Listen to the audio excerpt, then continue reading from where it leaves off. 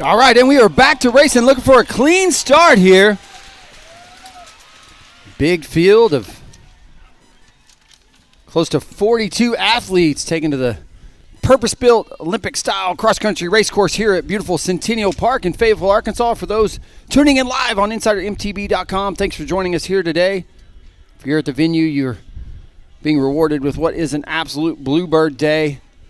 Beautiful day across northwest Arkansas. Temps in the low 70s. Sun is shining. Wind has subsided after what was a pretty unprecedented consecutive days of wind across the southern portion of the United States, Arkansas included. Again, athletes going out to do one start, what we call a start lap.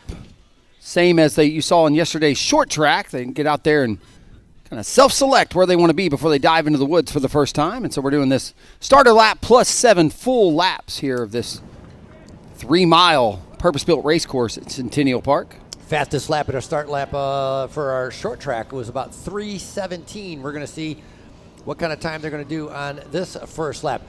Getting into position is super important. So this, it's not like this starter lap is any easier than anything else that's happening out there, because they want to be able to string it out. And plus, if you're getting a call up and you're starting on the front row, you want to take advantage of that. You want to try to be able to get rid of everybody sitting behind you because you are on the front row. So that start lap will be quick. And again, in the short track, the very fast lap, which was the very last lap, which was Christopher Blevins when he took off, that was a 3 minutes and 17.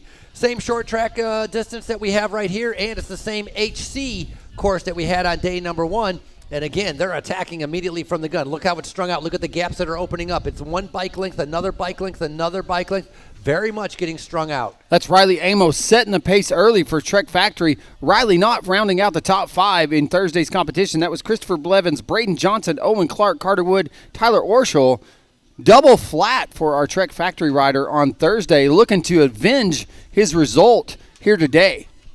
If you're not familiar with Riley Amos, he represented the United States in last year's Olympics in Paris, finishing 7th, the highest finish for any men in the 28-year history since the Olympics adopted cross-country mountain biking as a discipline. Also, unprecedented 2024 season for Riley Amos. 5 consecutive wins in the U23 category on the World Cup circuit. So He knows how to he's won here. He's won the HC here last year. So he is looking to revenge what has been a rough start to the week here at the 2025 U.S. Pro Cup presented by Walmart. Yeah, I didn't have any opportunity in the first cross-country race with flatting out, a double flat tires. And so that was a problem for him, finishing almost 8 to 9 minutes down. Wind is picking up, though. It's definitely getting windier, and that's going to affect things with the race. It wasn't this windy earlier this morning. Still a tailwind, pretty much a tailwind on our home stretch, so that's something that these riders are going to be well aware of once they're coming in. Getting ready to come around Talladega Turn as they get ready to turn right into that tailwind that I was just talking about. Come on down to the barriers and cheer them on. Pick your favorite rider, your favorite colors. Coming through, it's your elite men as they head out. 7 laps of racing, 7 to go, 7 to go, 7 laps to go, 7 to go. Yeah, that was Riley Amos leading them through, followed by Christopher Blevins with Specialized Factory Racer. He won Thursday. He won again yesterday during the short track. Up there was a teammate of Riley Amos, also that's Gunnar Holmgren with Trek Factory riding in 3rd. So a couple Trek Factory racers up in the front. So the rest of our field makes its way through here, the start-finish area. Good split screen coverage by our friends at. That time, 3 minutes and 23 seconds. Didn't match the winning lap speed on the final lap of the short track, but it beat every single other lap in the short track. And again, this is a much longer race. So 3:21 as they head out. And again, Riley Amos leading them through. Riley Amos pretty much from the gun got to the front. He hasn't given it up. He's just staying on the front, especially through that short track portion of it. It's going to be interesting to see how he handles the second part of this. I think he wants to be able to keep the pressure on, to be able to reduce that group maybe to about 6 riders. Then you can drift a little bit further back and let some of the race or the miles take place underneath your wheels. Well, I think a little bit of different tact of what we've seen early in the season. 2 weeks ago in California, it was all Christopher Blevins all the time. I think Riley Amos maybe trying to stretch Christopher's legs a little bit early in this race, see if he can't put the gas down early, because out there that was Christopher Blevins took the win in Southern California. He's won 2 out of already 2 consecutive days here in Arkansas. Riley Amos going to take him, looking to take him to the tape today. Again, Riley, your defending champion in last year's HC category race here at this venue. If you're just tuning in, thank you. You're watching the Elite Men. This is the Elite Men. They just started off. They've just taken off on their full cross-country lap. It's lap number 1 of 7. When they come around, it'll be 6 laps to go. And then our final event, 4 p.m., that'll be our under 23 men. Again, 4 o'clock is our under 23 men. Christopher Blevins, no stranger to competition, also an Olympian, also representing Team USA at last summer's Paris Olympics. Had a mechanical that pushed him farther back, but still finished in the top 20. Strong showing by both these men in their home country of United States at last year's Summer Olympics. Riley Amos on the front, Blevins sitting in second, and usually Carter Woods is up there in that white jersey. He was on that front row. He's sitting about 4th position. It looks like he's back. So he's remained in contact with that first group as Blevins now comes around being able to keep that pace going. Again, they want to separate themselves. Ideally, they would love to have an elite group or a lead group of about 6 or 7. And Braden Johnson in that USA outfit is in there. Again, Carter Woods, the Canadian, sitting right back there. A lot of racing still to go as they're kind of feeling themselves out. Wind starting to be able to pick up. Very dusty, very dirty as all of these races have come on the same track lap after lap. And so that's chewed up certain portions of the course, but other portions of the course, it has not changed at all. Very, very put together. You can see those kind of gravel. What would you call that? Gravel there, kind of just chewed up a little bit part of the race course right there? I'd say it's getting gravelly. Yeah, you can see the markers even covered in this kind of red type dust, as there is a good amount of clay in the soil composition here at Centennial Park. You can kind of see the red there on that fire road next to the course here, and so a lot of that dirt has dried out, but yeah, it's got this red kind of hue to it as the clay starts to make its way to the top. But yeah, kind of getting gravelly in some of these corners. We talked about that as the course conditions have gotten, we'd say, definitely loose out there with how dry and dusty they are. Again, first look at the portions of the single track trail here, their single track course here at Centennial Park, purpose built for international XCO style competition in mind. Still a lead group of about 10, maybe? Yeah, but look behind it, how that, right? 1 bike length, 2 bike length, 3 bike lengths. Right now, Braden Johnson reacting to it, having to go around because that gap was opening up. So that one rider opening up that gap, starting to struggle. He's going to have a hard time because this is on the climb. He's got to get to the top of the climb. He did a great job through the first portions of this, but right now, he has to latch onto the back of that That's group. Gunnar Holmgren with Trek Factory falling off the back, getting spit out of that. Oh, and he's still pack. going backwards. Gunnar redlined himself and now dangling on the back, trying to be able to get up there. Some of the other riders doing a great job. Owen Clark Pivot Cycles. I think there's a couple Pivot Cycle riders that are going to be in there. But that was Riley Amos and Christopher Blevins putting the pressure on, trying to be able to see who's going to be able to keep up. Braden Johnson in that Team USA kit out there. Strong showing earlier in the week. Finished second to Christopher Blevins on Thursday's Elite Men's competition here at the venue. Same course as we saw on Thursday. A lot more points and prize money up for grabs, though, today. So different incentives for these athletes. As you see Christopher Blevins pick through some of the technical portions of this course. A lot of rock. There's some right there. A lot of rock gardens out here on this course. Technical descents and as well as technical ascents, climbs. And so get to see a little bit of everything out here. And that's the idea with these Olympic-style courses, Frankie. You guys, if you're familiar with what those courses look like in the Olympics, it really favors the all-around athlete as they throw everything at them, from punchy, challenging climbs to rowdy technical descents. And well, here at Centennial Park, we have a little bit of everything just like that. Little split there in the action. Riders got the choice to go either way. Both pretty much similar in technicalities. They make their way through there and come back together. Braden Johnson dropping back to 4th in that section. Yeah, just in front of him, Owen Clark. And then you got Riley Amos and Blevins is on the front. Carter Woods in the white jersey sitting behind Braden Johnson as they're making their way through. Other riders making their way around this course. Again, 42 riders. You can imagine what the junior field looked like with 160 riders out on course. It was the largest junior field that we've ever had. Could be the largest junior field of any mountain bike race anywhere in the world, and that's a testament to US Pro Cup and the draw that it has. Blevins out of the saddle, just celebrating a birthday on March 14th. So about a week ago, it was Christopher Blevins' birthday, and He's continued to be able to move up. He's also just going to become, he's a California boy. He's been living in Santa Cruz and training out there, but just recently bought a house here in Arkansas. Loves the area around here, just outside of Bentonville.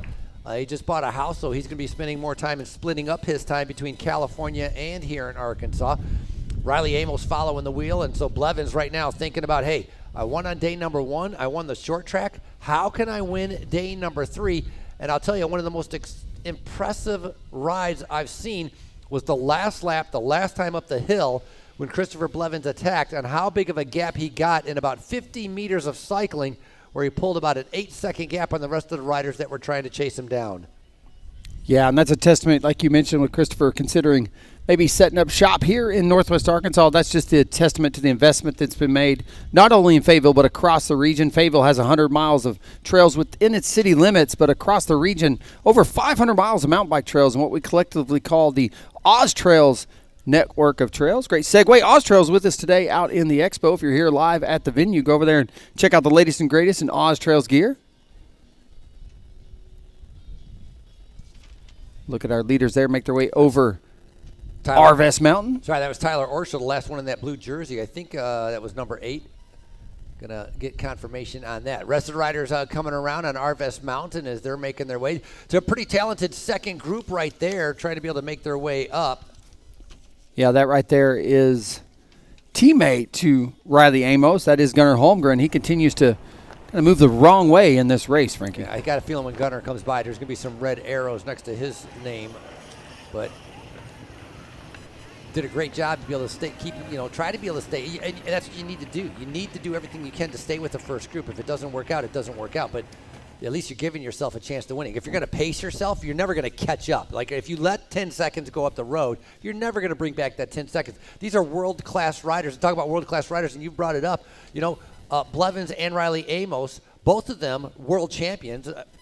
So Blevins a previous world champion, and Riley Amos the current short track world champion. You're not bringing back 10 to 15 seconds on any kind of somebody who had a rainbow stripe at some point. Yeah, it's definitely the who's who of North and South America mountain bike racing here with us this weekend at the 2025 U.S. Pro Cup. Again, being presented by our friends at Walmart.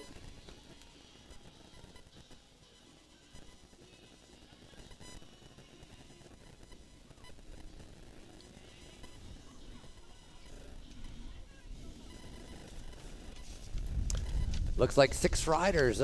6 riders. 7 riders. I didn't see that first one that was going through right there.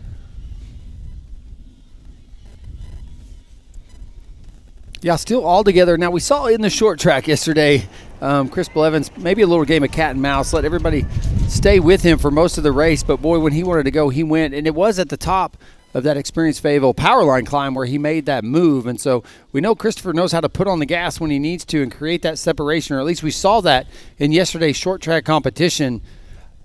Pretty demanding win on Thursday as well. We'll have to look back and see what the split was between first and second, with Christopher Blevins again taking the win in the UCI C1 race here on Thursday to kick off what is 4 back-to-back days of racing at the 2025 U.S. Pro Cup. When they come around, we'll get a confirmation of exactly who these riders are. I think one of them might have been Tyler Orschel, who's made it in there. That would be that second blue jersey. That's the one that I'm not sure about, the one on the back there that I got to try to figure out. Carter Woods just in front of it. Then, of course, we have Johnson that is in there. That's Braden Johnson. And then Riley Amos and Blevins. Owen Clark, I'm assuming, is going to be in there as well. Yeah, Amos here taking a feed. We talked about this. There's just a few places on this course to take some nutrition, especially with the pace as it is. And so right around here as they approach Stonehenge and then along the start-finish line seems to be a popular place for these athletes to be taking in some nutrition. Riley Amos looking over his right-hand shoulder, saw that other chase group coming back. Sees that they're about 15 seconds back, so he's not very concerned about them right now. They're just going to kind of continue to be able to have a steady tempo. They're getting ready to see 6 laps to go. Walmart home delivery at your convenience. You can hop on the phone and be able to order up whatever you want. There's some campers up here at Centennial Park that have been using the Walmart home delivery as Riley Amos comes down. Gentlemen, it's 6 laps to go, 6 to go. 6 laps to go, 6 to go.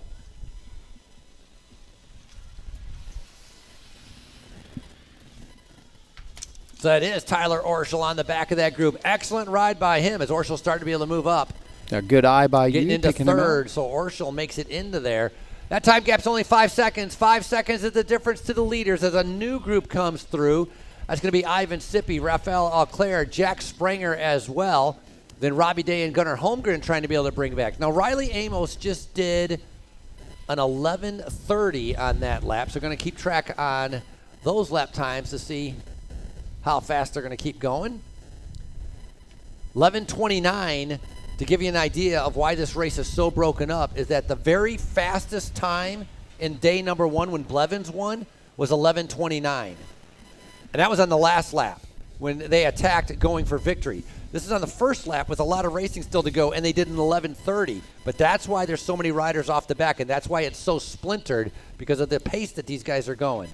Well, we know both athletes like Chris Blevins and Riley Amos and others have big aspirations for the 2025 season and that UCI World Cup calendar of events. And with these HC points on the line, a lot of points up for grabs early in the season for these athletes. And so I can see why this race is the main event of the weekend for our elite men. Again, great shots being brought to you all weekend long by InsiderMTB.com. If you like what you see at home and you're tuned in anywhere in the world, live mountain bike action being brought to you free every day, every race, all weekend long, all thanks to our friends at Orange Seal. Orange Seal, our title partner for the 2025 US XC Open Series and this weekend's broadcast, the official sealant of the US Cup. Orange Seal, trusted by more pros than any other brand, knockout flats with just one scoop. I'm a big fan of the product. Use it myself in all my tires, from mountain biking to gravel. It's my go-to for sealant, as it is for most of the athletes out here with us today.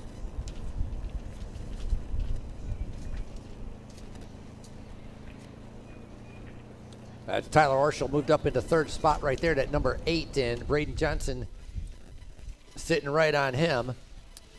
That rider in that USA Stars and Stripes jersey, previous top 5 at under 23 Worlds. He's a 3-time national champion in cross country and in short track. As Riley Amos looking very comfortable, just kind of riding. Horrible luck on day number 1 with the double flat. That took him about 8 minutes out of the lead. And so right now, Christopher Blevins is following him. There goes that Stars and Stripes Johnson. Carter Woods must be a little bit further back, trying to be able to figure out with him. And also Owen Clark, the young 21-year-old in the blue jersey. There they are. Yep. He's a previous national champion as well. You talk about world champions, national champions, that's what everybody is, because Carter Woods is a 5-time national champion. So it's the elite that have made themselves in that front group, separating themselves. 6 riders on the front. Yeah, great to see all these athletes traveling in for this weekend's competition. 10 nations now in 41 states represented at this weekend's U.S. Pro Cup. 1,600 race starts over 4 days of racing, Frankie. Here comes trouble.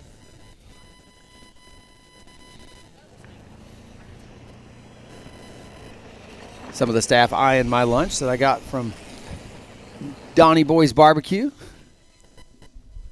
Having to slap hands over here, Frankie. Good shot of our leader. Sorry, a little inside baseball. If you're tuned in live on InsiderMTB.com, well, we got a whole venue we're chatting with here as well. If you're live with us here in Fayetteville, Arkansas, thanks for being here again. There's a expo full of food vendors out there. We want to welcome local craft brewers, including Mad Rooster and Fayetteville Beer Works, both with us, serving up cold beer. Allied Cycle Works is here as well. You got to talk about the bike. A little bit of what Kate Courtney's found success on this weekend. Well, they got some of those bikes here, that BC40. You can go put your hand on one yourself. Speaking of bikes, Christopher Blevins looks to be coming around the outside of Riley Amos. Christopher on that Specialized factory race team on that S-Works. They got some of those in the venue too, so Specialized over there in the Event Expo. You can go over there and check out latest and greatest of what they have to offer as pertains to mountain bikes. That group of 6, though, is now dwindled down to a group of 4. Carter Woods, how did he go to non-existent? Oh, there they are in the back there. Man, a big gap opening up with Carter Woods, and I think it's Owen Clark that's in the back there. It's Tyler Orschel that made the split. It's not that they're non-existent. It's that Christopher Blevins has moved back to the front. And I will tell you, each and every time he does, I think we're going to see the pace pick up a little bit and more folks get spit out the back. Yeah, but Woods has been good. Woods has been really good. I mean, Blevins won in the short track. Woods was second in the short track. Carter finished fourth in the third. Thursdays. Yeah, excuse me. Exactly. So Carter's been up there. He's been up there and maybe feeling the fatigue of having to dig super deep to try to be able to stay with him. That short track one we saw with Carter Woods, on the first day, on the first day when Carter Woods tried to go with Blevins attacking, he redlined himself, ended up finishing fourth. He was in second place for a long time, but that big effort hurt him a lot on that day. But right now we find Carter Woods a little bit further back than what I had expected, as Blevins and Riley Amos, they're going to be together. But a fantastic ride right now by Tyler Orschel. Yeah, Braden Johnson making the pass there in the woods, moving back up to third. And shout out to Braden Johnson, took second in that elite men's competition on Thursday and finds himself in the top four, making the selection here in our elite men's race in today's UCI XCO HC category race. Above classification, more points and prize money up for grabs than any other race in the United States this year, other than that World Cup later in the year. Good shot of Christopher Blevins on that Specialized S-Works.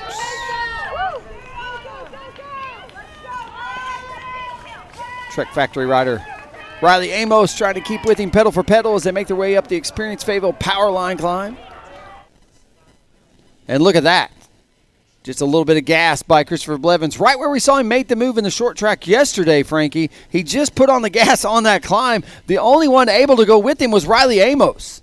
I'm not sure that they're not going to leave these other two behind as they make their way out into the field here and then on the approach to Arvest Mountain.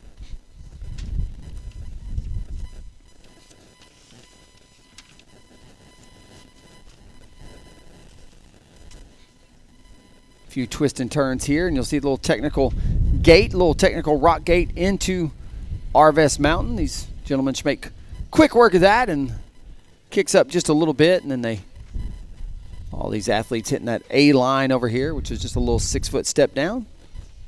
Sends them shooting right into the woods into the Orange Seal Speed and Style section. So there was that technical rock gate into this feature, and then straight off a little correction by Chris there, that BMX background paying dividends for him, and then that catch berm there, that's the start of our Orange Seal Speed and Style section. You'll see why, because they've got these big cinders right there that guys been happy to throw some tail whips over, doing it for the fans out here at US Pro Cup.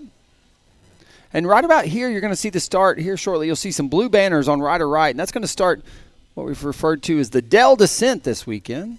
Shout out to Dell Technologies. Like the elite athletes of the US Pro Cup, Dell Technologies pushes boundaries to drive human progress. As a proud sponsor of the US Cup, they believe in the power of technology to help individuals, organizations, communities, and the world move forward like these two gentlemen moving forward on the course right now. A little bit of a separation coming in with Riley Amos and Christopher Blevins. Braden Johnson trying to be able to react to it. Tyler Orschel trying to react to it. The Canadian Tyler Orschel in that blue jersey, 27 years old, took a third place at the Canadian National Championships in the marathon, the cross country, and the short track.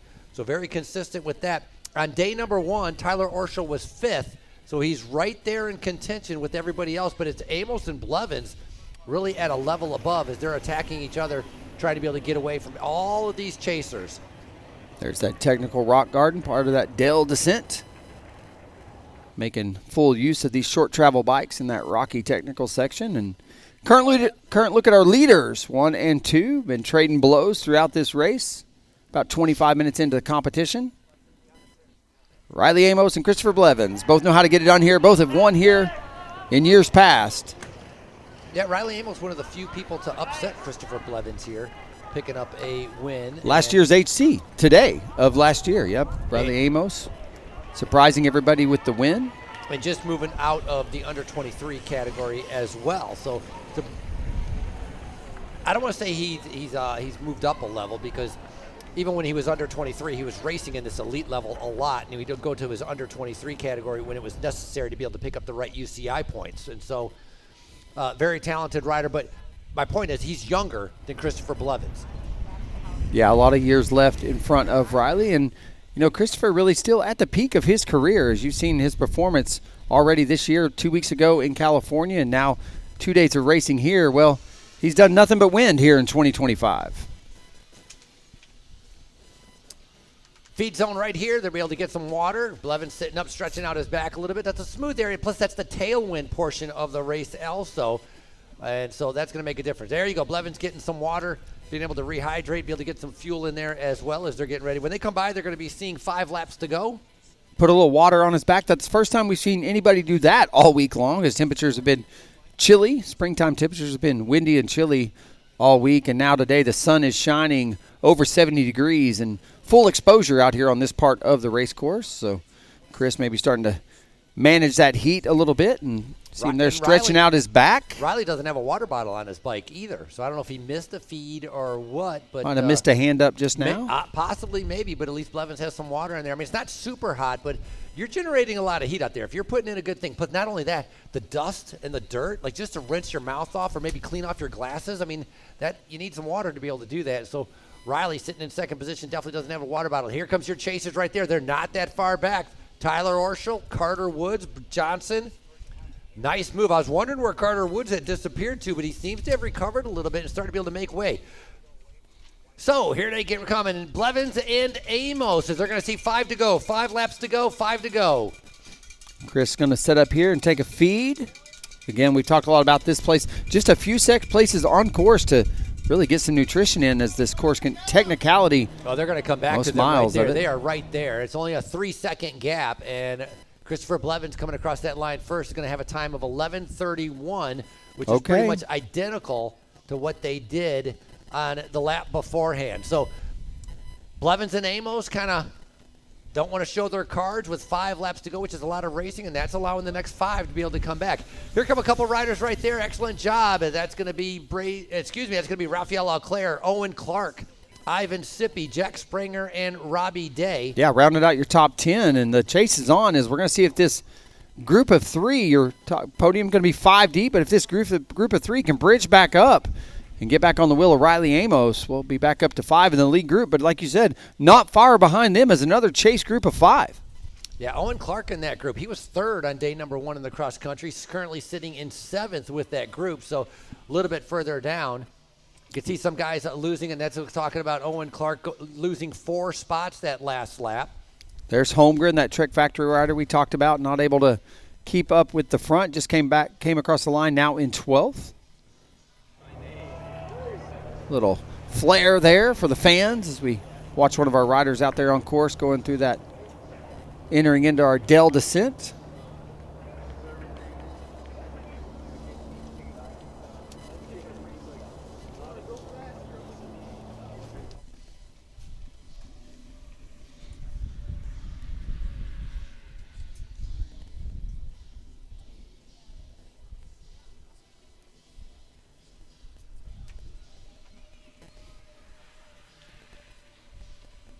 Yeah, Amos definitely having a better ride here today, Frankie, again, after suffering that double flat on Thursday during that XCO competition, putting him 8 minutes off the mark. But hoping to have a mechanical-free race here today and stay on terms with Christopher Blevins as they are going back and forth. And Chris has been turning on the gas a few times, and here's another little climb. Here's a chance for Riley. They'll be entering into a feed here shortly, and so Riley does need to take a bottle. It's going to be a chance for him to do it here in just a little bit as he approaches a feed zone. Will be coming up shortly for him as they drop into the woods first, and see if he doesn't take a bottle there to stay on top of his hydration. But there you go. All right, so Chris Blevins picking the pace back up a little bit down into this descent. Saw him kind of punch up that last climb, and every time he puts on the gas, well, it immediately blows this field up and creates several bike links between first, second, and the rest of the field. Is Riley Amos the only athlete so far able to go with Christopher Blevins today? Yeah, as these riders are here racing, and once they're done here, there's a USA Cycling mountain bike camp that they're having for the elite athletes just after this, close to here. I think it's near Bentonville where they're having it, where some of the top juniors are invited to and some of these elite riders are going to. So they're actually having a 3-day skills camp right after this that many of these riders are going to, staying in Arkansas. Love that. Able to bridge some quality racing with some development. That's the whole idea, Frankie. And so, yeah, shout out to USA Cycling.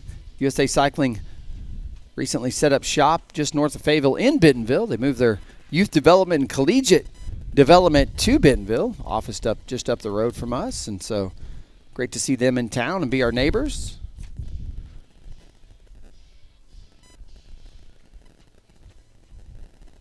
Well, these two riders very familiar with each other. Riley Amos picking up a third in the short track. Carter Woods finishing just in front of him. Blevins obviously winning on day number 1 and day number 2, which means he won the first cross country and the short track. So Amos has to be a little bit weary of the strength of Blevins. In other words, you sit on him, you follow him, you let him do all the work, and then kind of see what happens near the end. You can see Blevins out of the saddle right now. Look at that. That's what happened a little bit earlier with Holmgren. 1 bike length, 2 bike lengths. Riley Amos really having to dig deep. This is at the top, going across the top of the plateau after the climb right now as Blevins continues to apply pressure, testing the legs almost after every turn, trying to be able to see if Riley Amos can keep up. Yeah, Riley able to match him blow for blow. I'll be interested to see when they get down to the bottom here, come out of the woods and start this Experience Fayetteville power climb, because as they go through this Orange Seal moto section, we see the dirt kicking up there as that his corner's been caused some pile-ups throughout the competition this week, and they dip down into the single track off of the double track there and back into the woods. But shortly they'll approach this Experience Fayetteville power line climb, and when they do, it's the top of that climb where now on the last lap we saw Blevs make a move there. It was yesterday's short track on the very last lap where he powered up that climb and left the rest of the field literally in his dust. And so see if not a similar tactic here as we are getting pretty close to approaching that climb, as these gentlemen just making quick work of these descents out here, riding in great form early season. Last year in 2024, some very tough racing as well, with these riders going up against each other, challenging each other, and then coming out of here with some top form, because you talked about it. After the race last year, they went to Brazil, right? And didn't they have success down there? They both won. That's right. Both these athletes were here with us in Fayetteville, then on to Brazil for the first round of the 2024 UCI World Cup calendar. Both Christopher Blevins winning the elite men's competition. Riley Amos taking the win in the U23 competition, was the first of then 5 consecutive wins in the World Cup circuit for Riley Amos in that U23 category. So if you got a winning formula like that, why would you change it, right? It seemed to work out last year. So they're back here in Fayetteville. They don't want to miss out the U.S. Pro Cup, and so they're thinking about like what's coming up afterwards. Blevins again out of the saddle. This is where I said he's made his move here several times. Here he is applying the pressure, putting on that gas again in this Experience Fayetteville power line climb. And look at the separation already. Riley Amos not able to go with him. Again, we saw Chris do the same thing in yesterday's short track. Here again, he's fine. That's where he's been making his move all week long. He does it again here today. I don't know if Riley Amos has what it takes to ring him back in. It's going to be 4 laps to go when he comes around. Riley Amos has to be careful, though, about redlining himself too much to try to keep up. We saw what happened when Carter Woods tried to do that, so Riley Amos has to realize there are 3 guys right behind him hunting him down. You can't go too much over your level, otherwise you're going to completely explode and maybe even get dropped from the 3 and not have a chance to be able to go for 2nd, 3rd, or 4th and get onto the podium. Blevins now going by himself is going to be solo, and when he comes around to the start line, which is still about a half a lap away, it's going to be 4 laps to go, so there's a lot of racing still to go. Be interesting to see what kind of lap time Christopher Blevins does. We talked about 11:30 and 11:31, so very consistent. Will this lap be that much faster than what they've already done as Blevins comes through to Arvest Mountain, making it look easy? Fastest lap on Thursday's competition. Again, the exact same course. 11:29 was the last lap of Christopher Blevin there on Thursday. That's correct. Be interested to see if this one isn't what we call a hot lap. He might be out here creating that separation here midway through the race, and then once he gets comfortable, back off the gas a little bit. But separation has been made. Christopher Blevins now riding off the front. Riley Amos had been able to go with him each and every time, but the last time up the Experience Fayetteville power line climb, Amos not able to answer that charge of Blevins.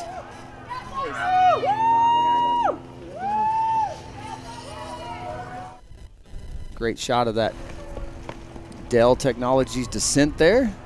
Love the coverage that's been Being provided by InsiderMTB.com all weekend long. Shout out to friends at Orange Seal. Look at that, a little tail whip there from Riley Amos, having a little bit of fun. Looking to be able to see where those other 3 chasers are. We'll be able to figure that out in just a little bit. Riders spread out. Remember, 42 riders are out here, and more riders as they're coming into Arvest Mountain as they get ready to be able. This is like the 3rd group that's on the road right now as they come through Arvest Mountain. That's our 2nd group that's on the road. That's the group that's chasing Riley Amos, containing Carter Woods and Owen Clark and Braden Johnson. Carter! Yeah, Carter! Go, Carter!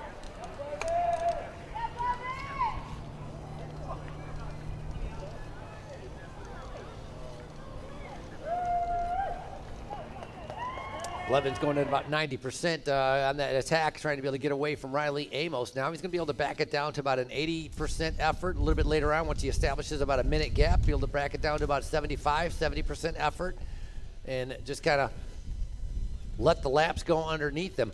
One thing to keep in mind for a lot of these guys, and that's what I'm going to be able to tell on what he decides to be able to do. Is he out here? I mean, he's got the gap now. Now are you just kind of cruising towards the finish, or are you using this as training?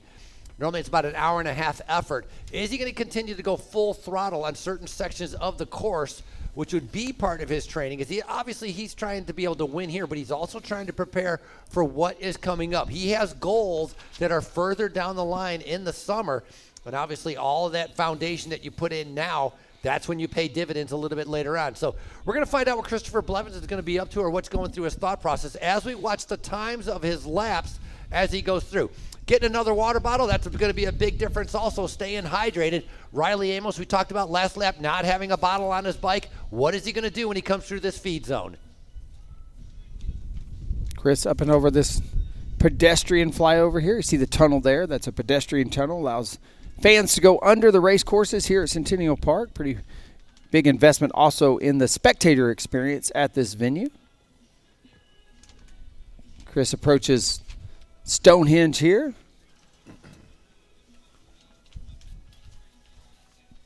Going to see 4 to go for leaders here as he makes his way in past our Walmart branding. Give us a chance to give a shout out to this weekend's presenting partner. It's Walmart.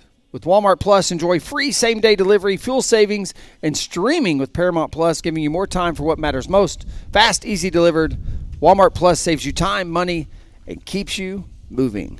Well, something's keeping Christopher Blevins moving because he is off the front. We're getting a good idea of what the gap is as he's been able to establish in this single lap over the rest of the competition as he makes his way down to the tarmac and a few hundred meters to the finish line here to go out and do 4 more laps. Mr. Blevins, 4 to go, 4 to go, 4 to go. Specialized Factory Racing, Christopher Blevins going to be able to figure out what kind of lead he has as he comes through with 4 laps to go. So Blevins with an 11:25, that is 5 seconds faster than what they have done. Here comes Amos now as he makes his way through. That gap is going to be, it's only 16 seconds. 16 seconds, and more importantly, it's going to be 3rd, 4th, and 5th. Here comes 4 to go, Riley, 4 to go. Here comes Tyler Orschel. Here comes Carter Woods. Here comes Braden Johnson. I'm going to let him know what's going on. Amos is by himself, 10 seconds in front of you. Riley Amos by himself, 10 seconds in front of you. There's our 3 riders coming through. 4 laps to go. 4 to go. Trying to motivate him, get him to catch him. Look at Braden Johnson picking up the speed here. He's like, all right, I'll go after this. Little cat and mouse is bib number 21 there in the Team USA kit, Braden Johnson. And Johnson was second on day number 1 in the cross country, so we know he has good form. Another group coming through, that's going to be Raphael Auclair, Ivan Sippy, Jack Spranger. Jack Spranger coming through, only 20 years old, a very good cyclocross rider as well.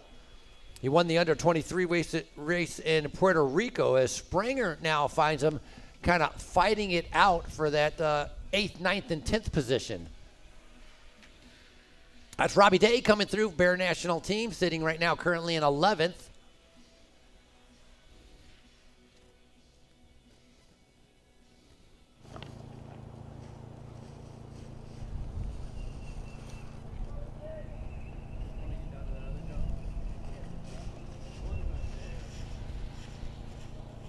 Devin Feehan and Logan Sadesky, Dirt Camp Racing, along with Broad Street Off-Road. They're hold even. They haven't lost any ground, haven't gained any ground. Gunnar Holmgren coming through, Trek Factory Racing. It's going to be Carson Beckett, Jerry Dufour, Kyan Olshov.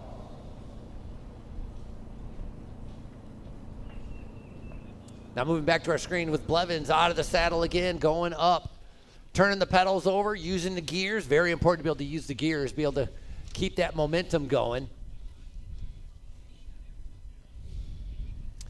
So I talked about that last lap, right, with that attack to be able to get away. It took a 5-second faster lap for him to get away from Riley Amos, and that is 4 seconds faster than what he did on day number 1 on the last lap. So Blevins obviously putting in a big, big effort in order to get away from Riley Amos. Not an easy task.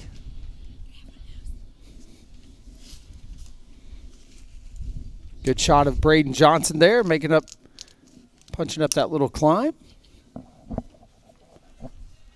Again, 10 seconds separating second to third, fourth, and fifth. Braden Johnson currently setting in third. That Team USA kit.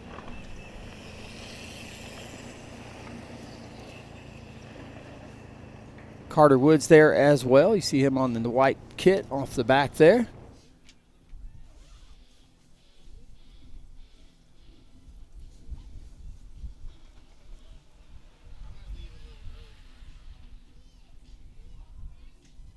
See if they can't close that gap down to Riley Amos here shortly. Again, this is, I think, part of the chase group earlier that came through in 5th through 10th. We had a pack of 5 come through here off chasing down our top 5, and I think this might be the remnants of that. This race continues to get strewn out across this 3-mile purpose-built Olympic-style cross-country race course. There's a shot through the woods of your current leader, Christopher Blevins, on that specialized ride. That's a great shot of that climb right there. Look back at our chasers. That is Braden Johnson setting the pace. A third place. Somewhere in between him and Christopher Blevins. Owen Clark's the only Riley one. Amos. Sorry, Owen Clark's the only one that could be going with Braden Johnson. So about a 3 bike length back to Carter Woods as the Canadian riders try to be able to keep in contact. Remember, Riley Amos is in the 2nd place position just in front of these guys. So that's 3rd and 4th that we're watching on the road. And, of course, they're trying to be able to make their way up. Johnson, 2nd on the first day, number 1 with the HC. That is what Christopher Blevins won. Blevins undefeated on day number 1 here of our U.S. Pro Cup for the last 4 years. So 2025, no different, winning, and then also winning at our short track is Johnson doing an incredible ride right now. The young 21-year-old, which I'm talking about now, is Owen Clark. He's the rider sitting on in that blue jersey. He's a previous national champion. Braden Johnson on the front there with that Stars and Stripes jersey coming out of Littleton, Colorado. Short track out at California. He was a 3rd place out there. So we started off at Vail, race number 1 of the U.S. Pro Cup. This is race number 2 of the U.S. Pro Cup. And, of course, I'm talking about 6 races. This is race number 2 of 6, the U.S. Cross Country Open Series presented by Orange Seal, traveling around to 5 different regions. And great to be able to see these different venues, these different event organizers and promoters coming together to create a series for these mountain bikers to be able to follow. Yeah, that's right. 6 rounds, 5 regions, 10 champions for elite men, women, U23, juniors, 17, 18, 15, 16, all the way down to 13, 14-year-olds, Which is awesome. Frank. It's a lot That's of awesome. different categories, right? It's everybody. It's not just the elite. It's everybody is invited into this series. That's right. It is the country's premier professional and amateur cross-country mountain bike series. Rounds 1 and 2. Round 1 in California. Round 2 here this weekend in Fayetteville. 4 more rounds to go on the calendar. Over $75,000 in total prize purse up for grabs on the series. Somebody chasing a little money right there. Christopher Blevins on that Experience Fayetteville power line climb. That's where the power, he's been putting the power down each and every time around. And every time he did that, less and less riders able to go with him. Now he finds himself out on the front, and there you get a shot of Riley Amos. I'm not sure what this gap is. I mean, it's actually a little less than what I thought it was going to be, is now Riley already cresting the top of that climb. Not sure if Chris has set up a little bit on this lap after throwing what you said was the one of the fastest laps of the weekend. Yeah, that was one of the fastest laps, and it was at the start-finish line when they came through. It was a 16-second gap. Maybe we can, when they get to Arvest Mountain, we might be able to time it ourselves. That would be a midway checkpoint to be able to see what's happening right there as they're on their way towards Arvest Mountain. Blevins is going to know exactly what's going on with a little look over the shoulder, and again, going to be able to figure out if he's truly, like, if he's training, if he's out here really pushing himself, or if he's just content to be able to just kind of maintain the lead to be able to pick up the victory. Because obviously the UCI point's extremely important as we're going to time this out. See if we hold the camera. Yeah, see if we can get the camera operator to hold right here for a second, and I'll get a shot of him as he drops off the drop right here. There you go. Start the timer. See if we can just keep that camera right there on Arvest Mountain. Nope, not this time around. Well, we can go back. It's still 16 seconds. If we go back to where the cobbled are, here, there's Riley Amos. He's right there. He just got there. Hit your button. So 15 seconds. So it's holding steady. We saw that on camera too. And so came through the start-finish line at 16 seconds. A little bit later, a half a lap later, going through Arvest Mountain, it's at 16 seconds. Normally when you get dropped, you end up continuing to lose time. So that's really a sign that Riley Amos didn't completely redline himself and kill himself trying to be able to keep up with Blevins. He knows his limits, and that's the experience of Riley Amos. I mean, this guy's been riding mountain bikes forever. He's been at the top level. He knows how to be able to control that effort. That's exactly what he did, as he's right now sitting 16 seconds back on first place. And because of that, he's able to maintain his lead on the rest of the chasers that are trying to be able to get up to him. Yeah, as the wind starts to pick up a little bit here at the venues, if you hear a little. I'm thinking in camera number 2, these guys are just coming into Arvest Mountain right now. So I'm thinking right here, that's going to be another 16 to 20 seconds. So guesstimating, first to second place is 16 seconds. Second to third and fourth is about 16 seconds. So holding steady right now when they came through. And again, when they come around, they're going to be seeing 3 laps to go. You know, Frankie, the technology exists to put timing splits out there on the course. We might have to talk to our timing company and see if they want to dabble with that. That's what we got stopwatches for. I guess so. We can figure this stuff out. I just throwing a little rib at Jeff Lucido and the team behind the team. Shout out to all our officials and race crew and timers been helping us throughout the week.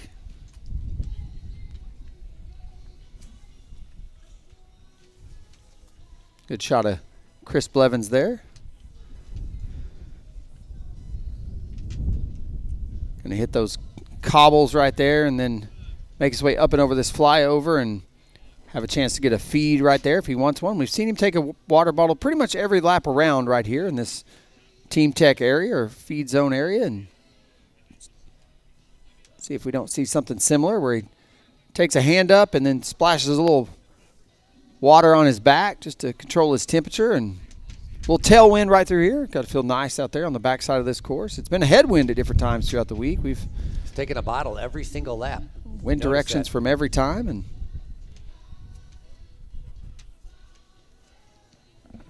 up and over that pedestrian flyover. You see that tunnel there as the bikes go underneath. That's for the fans. There's some really unique infrastructure built with spectators in mind at this venue. You know, we're here this weekend for the U.S. Pro Cup this December, Frankie. This is home to the 2025 and 2026 USA Cycling's Cyclocross National Championships. Be a perfect venue for that. Yep. There's so many options to be able to design the course. It's not like stuck on something. You can go anywhere around here and make it, and you can make it super difficult, or you can make it kind of easy. And so that's up for grabs with our course designers for the Cyclocross National Championships coming up. Christopher Blevins making his way around. He's going to be seeing 3 laps to go. It's coming up on 3 to go. Great shot there of Fayetteville's own Stonehenge. That's a shared finish line feature for both the cyclocross and cross-country race course. We watched 2022, watched Tom Pitcock, Superman, across this same finish line when he won his world championship in the cyclocross discipline in the UCI 2022 UCI Cyclocross World Championships. 3 to go, 3 laps to go, 3 to go. Checking out that time, 11:33. So pretty consistent. Can't say it's much off. It's a little bit slower than what he did on that lap to get rid of Riley Amos, but now he's backed it down. But it's just as quick as what they did on lap number 1 and lap number 2. Speaking of Riley Amos, here he is making his way through the start-finish line. I think he's brought back some time as he's starting to be able to catch up to him. Nope, Riley Amos is 22 seconds down now. Last lap time he was 16 seconds down. Got to be able to pay attention as what are, oh, these guys are coming back. Excellent move by these guys. They see Riley Amos in front of them. I don't have to tell them what that time gap is. So that's going to be, again, great ride by Braden Johnson and Tyler Orschel. Yeah, Carter Woods doing good. Carter, you see the guys right in front of you. You know exactly what's going on. You're sitting in fifth place right now.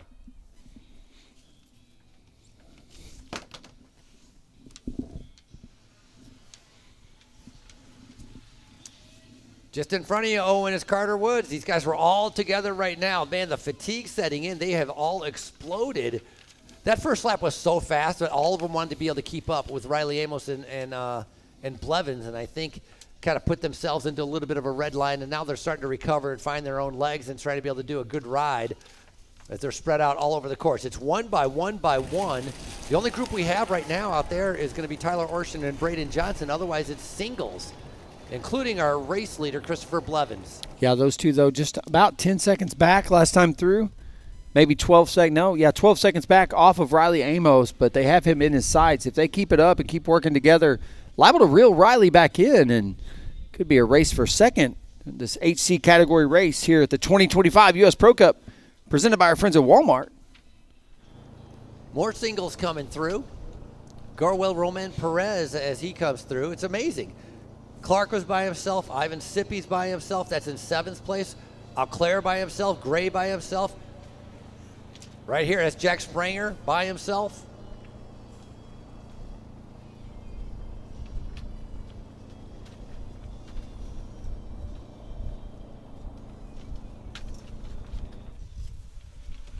There's our first group that we've seen coming through right there. They're going to be able to. They're going to make some move on some other guys. It's going to be Devin Fian, Logan Sadesky, and Robbie Day. 3 to go, gentlemen. 3 to go. Good shot of Riley Amos there through the woods.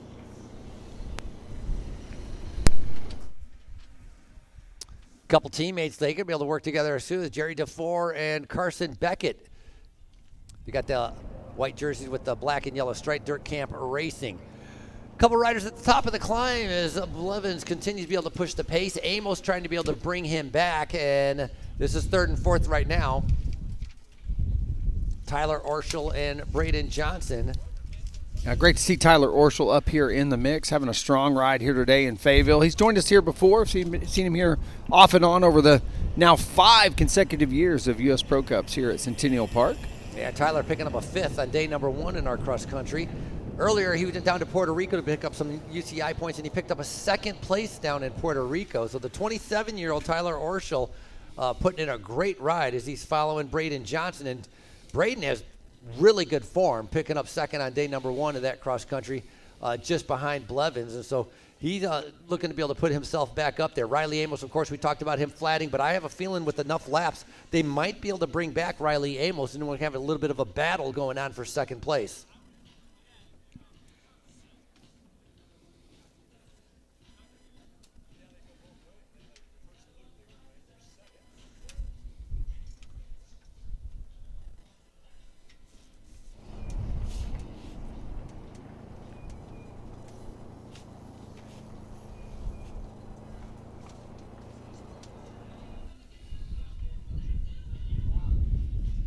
Christopher Blevins continues to twist the screws out here on this course, up and out of the saddle as he approaches this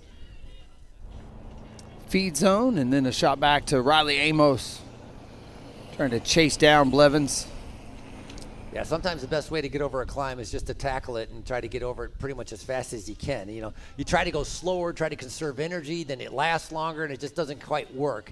You kind of get into a rhythm on certain sections of the course, and these riders remember that, and so there's a certain way to be able to ride this, and that's what they're taking advantage of with Blevins and Riley Amos. Look at Christopher Blevins looking over his left-hand shoulder, just trying to be able to see if Riley Amos is anywhere around there or close as they're coming around this very tricky. That's the loosest part of our race course. Yeah, taking there. that pretty slow, not taking any chances there, as we have seen some pileups and crashes happen in that same exact corner. And, no Blev's no stranger to all kinds of course conditions. We've seen it all here after 5 years of U.S. Pro Cup. Pouring rain and dry and dusty, cold, windy.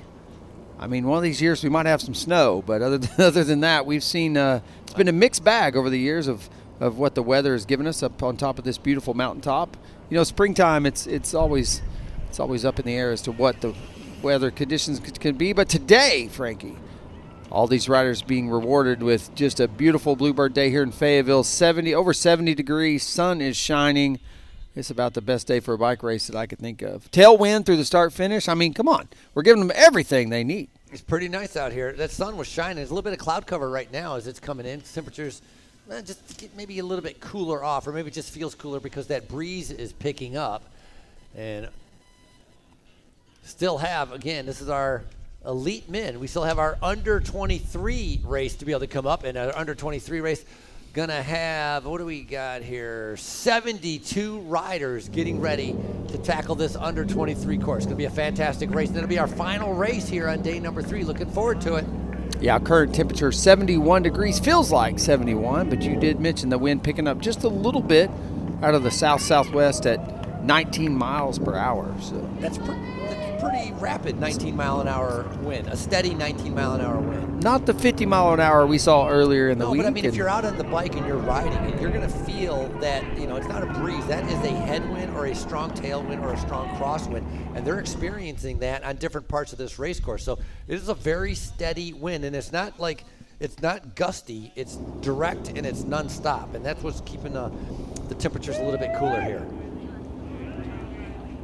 Good shot of Riley Amos there, cresting that experienced Fayetteville power climb, and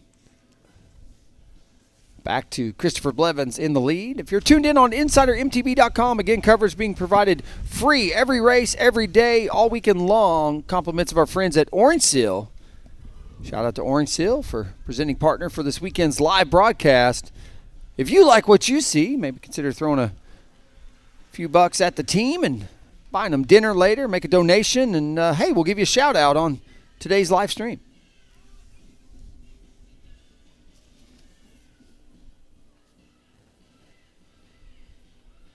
You can see how they accelerate going into that rock garden right before Arvest Mountain. Try to pick up as much momentum as possible to not let those bottom lower section of rocks slow you down too much. After that, going through the Orange Seal, the speed and style section, making it look easy as Blevins goes across that jump, and right behind it it was a 32-second gap. Last lap it was a 16-second gap. Then it became a 32-second gap, waiting to be able to see where Riley Amos is. And then more importantly, I'm very curious to see where Tyler Orschel is and Braden Johnson, and if they're able to get any closer towards our rider that's sitting second out on the race course. Great shot right there as we're seeing Blevins making his way through. Yeah, good shot of the fans. That's a fun place to hang out. And then here you go. Right behind him is Braden Johnson. Stars and stripes there. Racing for Team USA.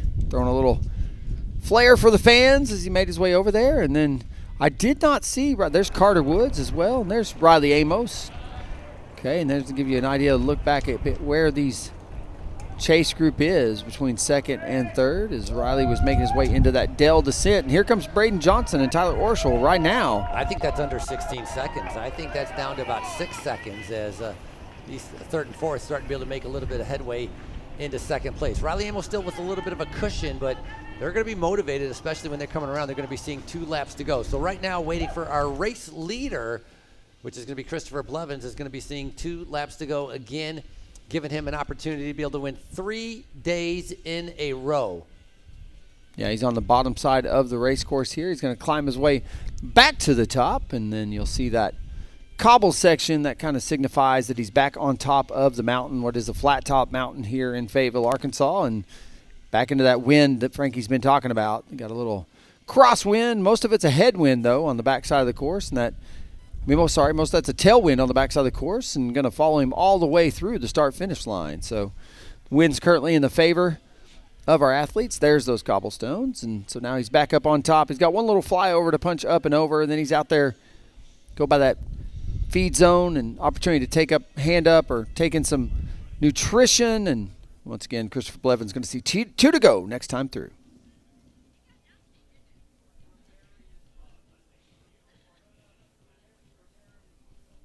There's that hand up, clean hand up, well done by. There's this second there you go. See him on a regular basis, taking the bottle, then taking a second to opportunity to throw just a little water on his neck. Is again, there's a lot of exposure up on that part of the course, and while it's not hot by any means, it's over 70 degrees for the first time this spring. A lot of exposure again, a lot of sunshine. Currently, clouds moved in just a little bit, but when they move out, that sun is bright and hot up here at the venue.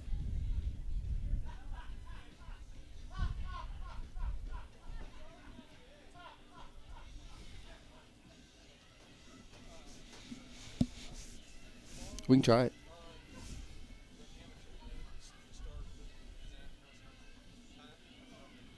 Great shot there of Tyler Orschel and Braden Johnson. Tyler now setting the pace in front of Braden. Great shot of Christopher Blevins now making his way around that Talladega-like turn. Going to be two to go, Christopher. Taking the opportunity to take a feed real quick, get some nutrition in. Again, talked about it several times. This is very few places to fuel on the course.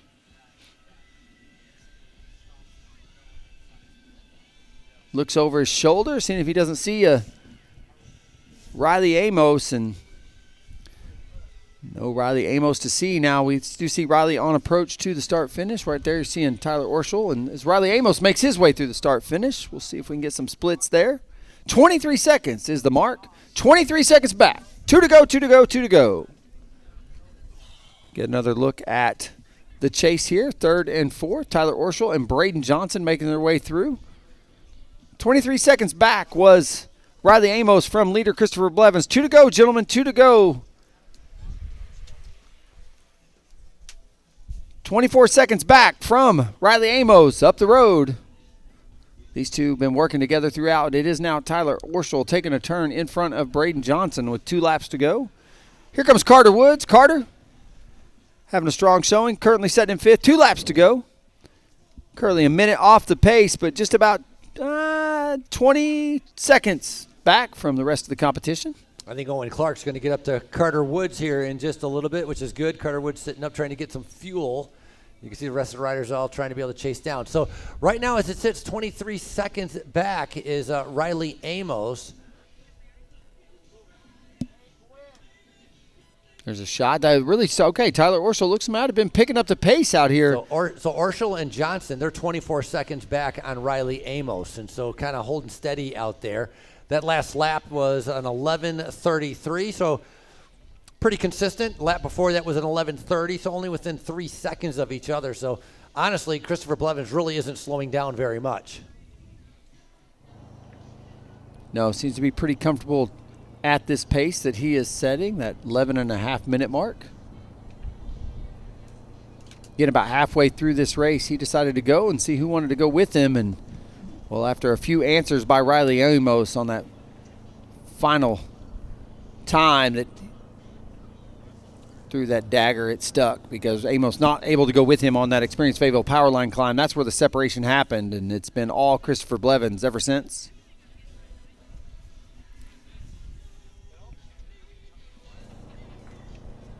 Great shot of Riley Amos in that multicolored kit riding for Trek Factory. You saw his teammates earlier today in elite women's competition, both Madigan Monroe and Gwendolyn Gibson finding the podium here in today's UCI XCO HC competition.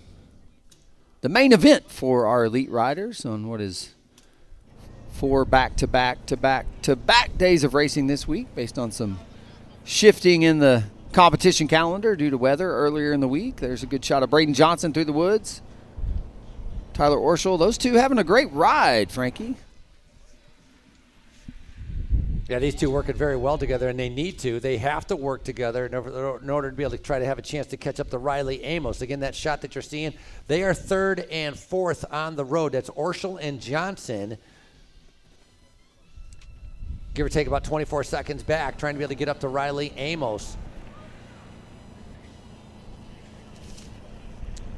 Nice shot, Tyler Orschel coming through there. The 27-year-old, the Canadian, bronze medalist in his national championships in all 3 disciplines, meaning the marathon, the cross country, and the short track. Coming off getting a 2nd place earlier this year when he went down to Puerto Rico to try to pick up some UCI points, and Orschel having a great ride. 5th place on day number 1, starting to be able to move up here, trying to be able to battle for that podium. Yeah, both these riders still look to be riding strong. They look like they're having a blast on that downhill, the way they're turning those bikes around those banking turns. What a fantastic race course this is here in Centennial Park. There, some of the elevation on the course as Christopher Blevins continues to make quick work of everything he finds out here this week. Chase group there. In between these two and Christopher Blevins, somewhere out there in no man's land, is Riley Amos. There he is. Again, currently it's about 23 seconds back. Last time through with 2 to go. Riley Amos, a previous Pan American gold medalist, Pan American champion, along with short track world champion. U23 category, yep. Very successful 2024 winning. I think he'd love to be able to have a 2025 like he had in 2024, winning 5 UCI races in a row. Like, who does that? You know, actually, that's going to be a little bit harder because now he's moving up into that category, right? Getting out of that under 23 ranking where he was just a level above everybody else. And he's still a level above everybody else. But Blevins here seems like he's having a little bit better. Spends a lot of time training in California, Christopher Blevins does. And that's paying off with the amount of hours that he can put on the bike, working out of, or riding. When I say work, I mean his mountain biking job out of Santa Cruz, California. So Riley comes through, little glance back. Remember that time gap was about 24 seconds, waiting to be able to see where these two guys are. Tyler Orschel trying to be able to catch up to Braden Johnson. Braden Johnson coming out of Littleton, Colorado.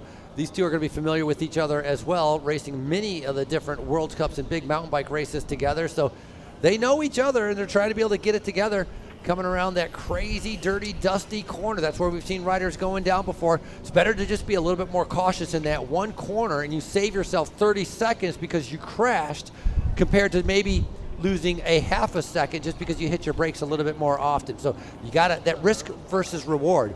Very, very important when you're traveling around here on a mountain bike course that has so many different obstacles, from the rocks to the dirt to the dust. As right now we have a great shot of the California rider, Christopher Blevins, getting to the top of the climb. Just recently purchased a house right here in Arkansas, right outside of Bentonville.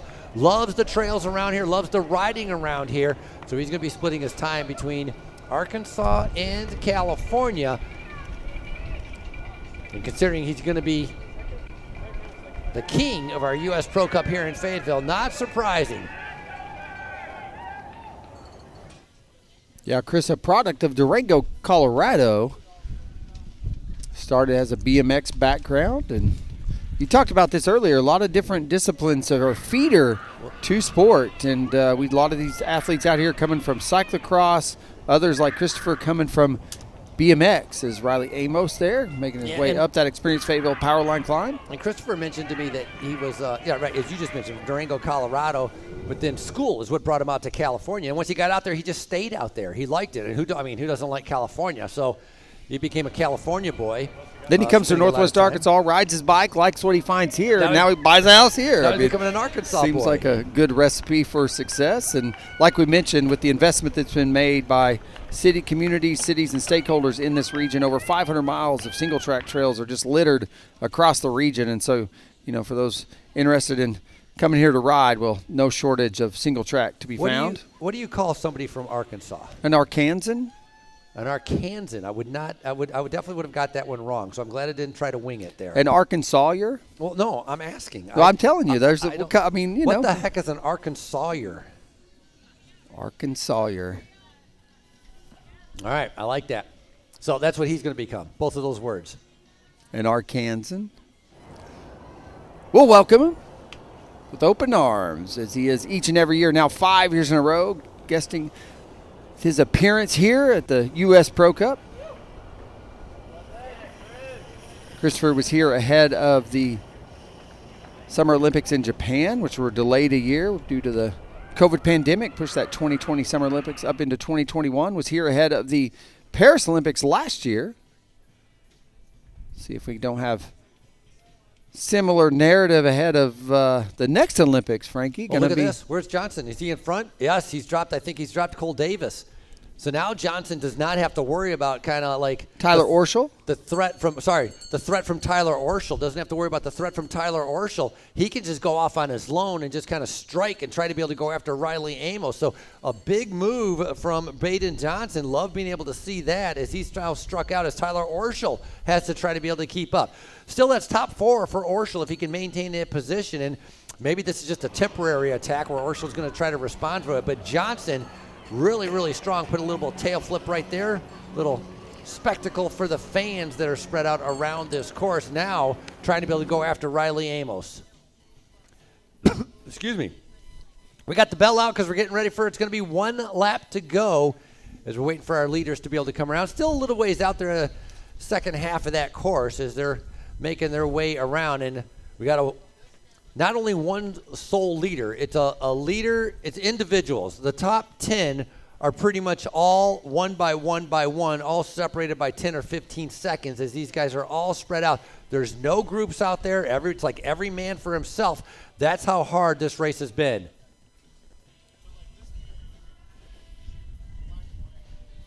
Chris going up and over that flyover. Going to be here in the back here.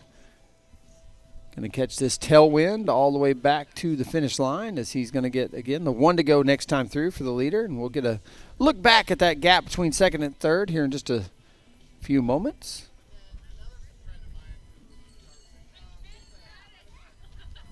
We're getting the feed. Again, a little bit of water over the back of the shoulders as we're going back. Blevins looking very comfortable, turning those pedals over. High speed, getting ready for 1 lap to go. Now we're going to Riley Amos. That's on that little, what do you call that thing? Flyover. Flyover, thank you very much.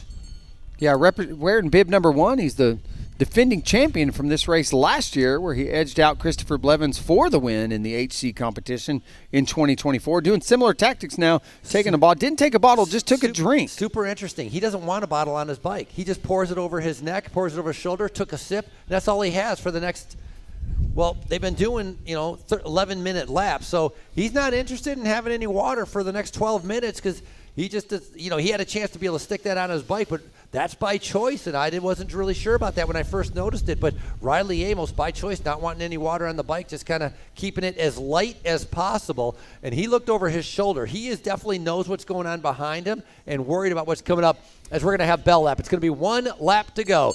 Ringing the bell for Blevins with the final lap. It's 1 lap to go, 1 lap to go. 36 seconds. Oh, and the pace, he just immediately picked up the pace as he looks at his wrist. Want to update on where the rest of the racers are out on course. But Blevins with the time of 11:38 that time. So that's almost 5 seconds slower. 11:38. Riley Amos coming through. Last lap, it was a 32-second gap. Blevins was worried about it, and Amos now 1 to go. Time gap 28 seconds. So Amos has actually brought back a little bit of time. Has he, though? No, Christopher Blevins absolutely put on the gas in this section. My point is, though, Blevins slowed down 5 seconds. Amos took up 3 seconds. So, did he actually gain some time on Blevins? Not really, but once I told him it was 36 seconds. This is the battle we want to be able to see. Johnson coming through with 1 lap to go. He has a chance to be able to catch up to Riley Amos to put him in second. That's exactly what he finished on day number 1 was second. So Johnson with a great ride. Johnson looks over his shoulder because he's worried about Tyler Orschel, who comes through right now. 1 to go. Okay, and Carter Woods now off the back because it was Carter Woods. That's Owen Clark. Yes, Carter Woods has dropped back. Owen Clark moving up. So a great job by Owen Clark. Carter Woods I saw last time coming through with that white jersey, kind of stretching his back, kind of sitting up. He seemed like he was suffering a little bit and waiting for him to still come through. Still no sign of Carter Woods, so that's a big difference. And like I was talking about, right? It's 1 by 1 by 1. There are no groups out here. Nobody's riding with anybody. It's completely exploded and broken up. as Blevins is your current race leader, all riders getting 1 lap to go. Great eye on that, Brandon. Where did Carter Woods disappear to?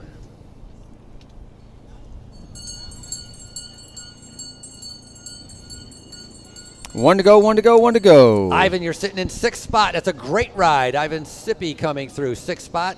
Ivan riding for segment 28.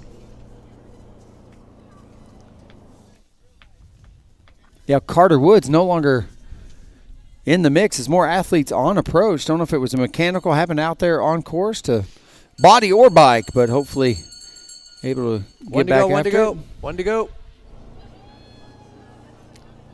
Shot of Riley Amos there. 28 seconds Here he comes. off Carter the Woods. pace. Carter Woods showing a red arrow, down 4 spots. So struggling out there. Last lap. Going to be glad to have this done. Finally, our first group. We haven't had a group come by at all. Carter Woods coming through.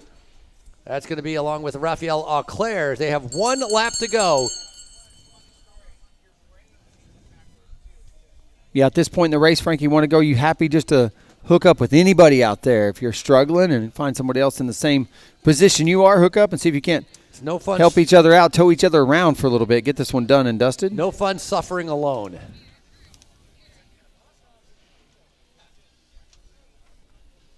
Well, I don't know about suffering, but Christopher Blevins looks comfortable all alone off the front as he did on Thursday during a similar UCI XCO C1 competition here that was hosted to kick off 4 straight days of racing at the U.S. Pro Cup.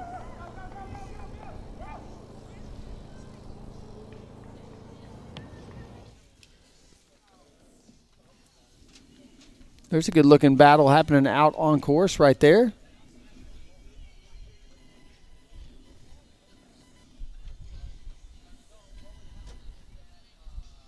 Good shot of them dropping back down into the trees here on the north side of Centennial Park.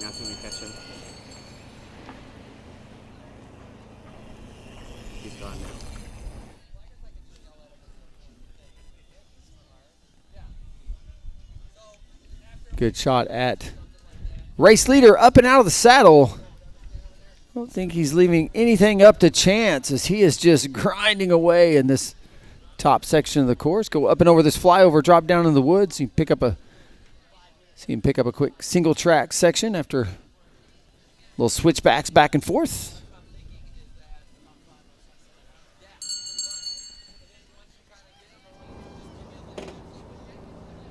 Here's your Orange Seal moto style corner we've been talking about as he slides around that. No problem there, not taking any chances though. Where we saw a lot of the crashes or pileups there was when you had multiple riders in that corner at one time. Those loose conditions just caused a few riders to get wadded up together, but really no one injured. Just good place to lose some time if you're not careful. And there's a chase. Bib number 1 of Riley Amos, your defending champion in this HC category race from 2024.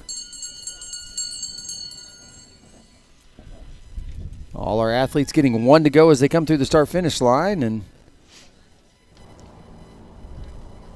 a shot back at Riley Amos. Again, last time through, close to 30 seconds separating first to second. See if we can't get a look back at the chase here between third place.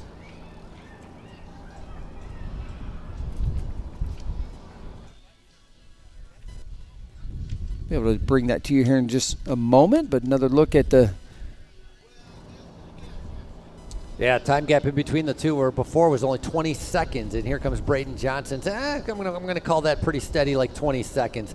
These guys look a little bit more comfortable, just kind of like, I think they're happy with their position of where they're at and trying to be able to just get through the end. You know, you don't see him getting out of the saddle, sprinting out of the corner, trying to be able to catch up. You see him glancing over back to be able to see where the rider is behind him as he's looking for Tyler Orschel, worried about him, but pretty much it's 20 seconds in between everybody except this rider. A little bit bigger gap right now at about a 36-second lead. Remember, last lap slowed down 5 seconds to do an 11:38, but Blevins out of the saddle once again, getting ready to finish on a strong note here in Fayetteville. Yeah, that climb right there is where he's made most of his gaps happen, and so it doesn't surprise me that he powered up that on this final lap to make sure that that time gap remains as he goes out into this little lollipop over here by Stonehenge before approaching Arvest Mountain for the final time of his week of racing here at the U.S. Pro Cup. That's Jack Springer coming through. 1 to go, Jack. 1 to go. The young 20-year-old. Really good cyclocross rider going through right there as he manages to go out for his final lap as well with that Bear National team. Bright colored kid of Riley Amos.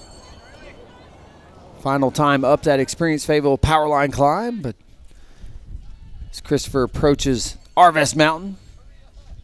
Yeah, you see how they accelerate into those rocks to be able to keep that momentum, then he'll slow it down a little bit. Obviously, it's uphill. It's a hard little uphill turn. He likes his little correction, does it every time to kicks that back tire around. Some of that bike handling skills on full display as he lines up for that 6-foot drop. Yeah, he's got really good technique on trying to be able to get over some of these rock parts or these tight turns. That was a great shot of the Stars and Stripes jersey of Braden Johnson. That USA cycling kid's not a national championship kid, although he has been a 3-time national champ in cross country and short track before. Chris approaching what we've been referring to, our Dell descent. You'll see right here after that little up and over, he starts to descend here and picks up the pace pretty quick here. Again, the technical rock garden right there, short travel bikes, and Chris making quick work of that. I think you probably have a line picked out at this point after lap after lap after lap. You know the fast line, and Chris able to hit that. And here comes Riley Amos, final time up and over Arvest Mountain himself. Same little bike correction there, similar style there. Hits the dropper post down and sends it off that little 6-foot step down into the woods.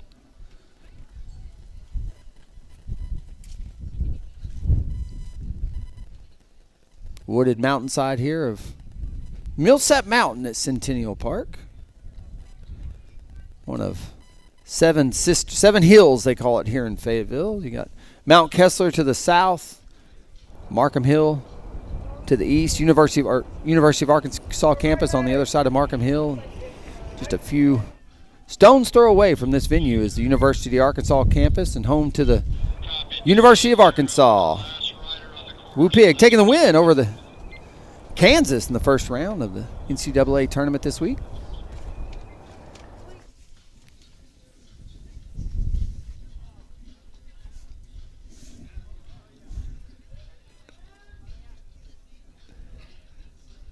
Shot there at our leader.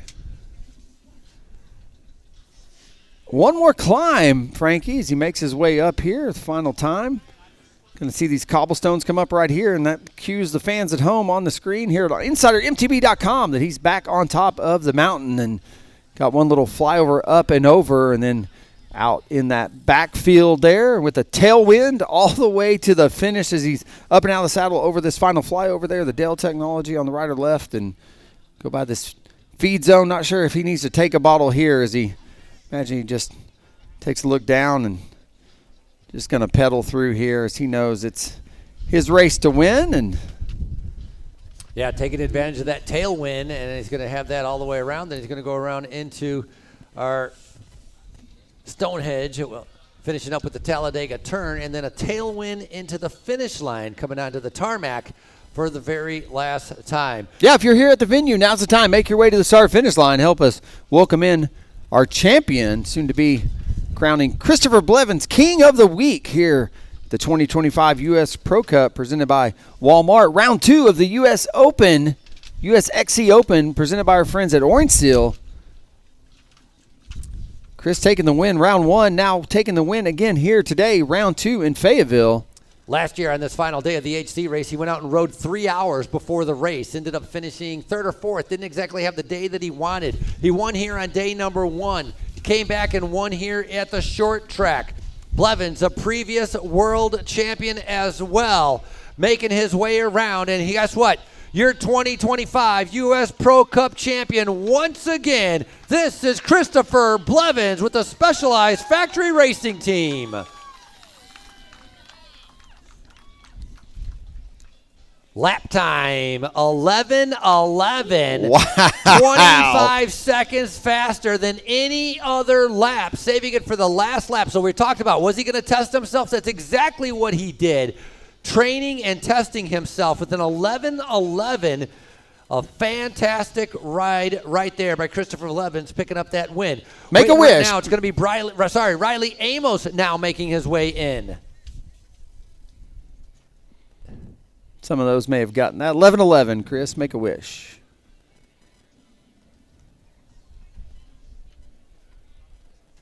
Riley, another strong showing, though. Going to be happy. Got to have to be happy with this second place finish in today's UCI XCO HC category race. Put your hands together. He high fives down the line. Racing for Trek Factory, Riley Amos.